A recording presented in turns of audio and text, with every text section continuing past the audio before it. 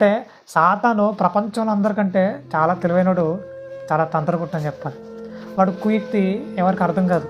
వాడు ఎలాగైనా సరే పాపంలో పడేయాలి, దేవునికి దూరం చేయాలి అనే ఆలోచనతో వాడు నిరంతరం కంకణం కట్టుకుని తిరుగుతున్నాడట.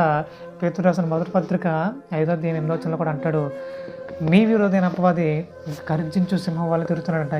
ఎలా తిరుగుతున్నాడట? ఎవరిని మృంగుదునా అని గర్జించు సింహం వల్లే తిరుగుతున్నాడట. అంటే మింగడానికి వాడు సిద్ధంగా ఉన్నాడు. మింగబడ్డానికి ఎంతమంది సిద్ధంగా ఉన్నారంటే ఎవరి కాళ్ళు మమ్మల్ని మింగు అంటున్నారు. నేను అన్ని జనుల గురించి మాట్లాడట్లేదు, వాళ్ళ గురించి అసలు మనకు అవసరం లేదు. ఎందుకు అవసరం లేదు అంటున్నానంటే, ముఖ్యంగా క్రైస్తవ్యంలో ఉన్న వాళ్ళని సరైన విధంగా సెట్ చేసి నడిపించగలిగితే చాలా. ఫస్ట్ ఇప్పుడున్న ప్రస్తుతానికి, గతంలో అన్ని జనులని సరైన సత్యంతో నింపి రక్షణలు నడిపించే ప్రక్రియ ఉండేది. ఇప్పుడు అలా లేదు. క్రైస్తవంలోకి వచ్చిన అన్ని జనులు అంటున్నారు, క్రైస్తవంలోకి వచ్చిన అన్ని జనులు అంటున్నారు, మరింత పెంట చేసేస్తున్నారు. ఎక్కడికక్కడ వాళ్ళ మాటలు, వాళ్ళ చూపులు, వాళ్ళ ఆలోచనలు కంప్లీట్గా దేవుని విరోధంగా ఉన్నాయి. కాబట్టి నా ఆలోచన విధానం ఏంటంటే, కొత్తగా ఎవరినో బయట ఉన్న వాళ్ళని తీసుకొచ్చి సంఘంలో కూర్చోబెట్టాల్సిన పని కాదు. సంఘంలో చాలామంది దారి తప్పిపోయి ఉన్నారు, వాళ్ళందరినీ సరైన దారిలో నడిపించాలనేది నా ఆలోచన.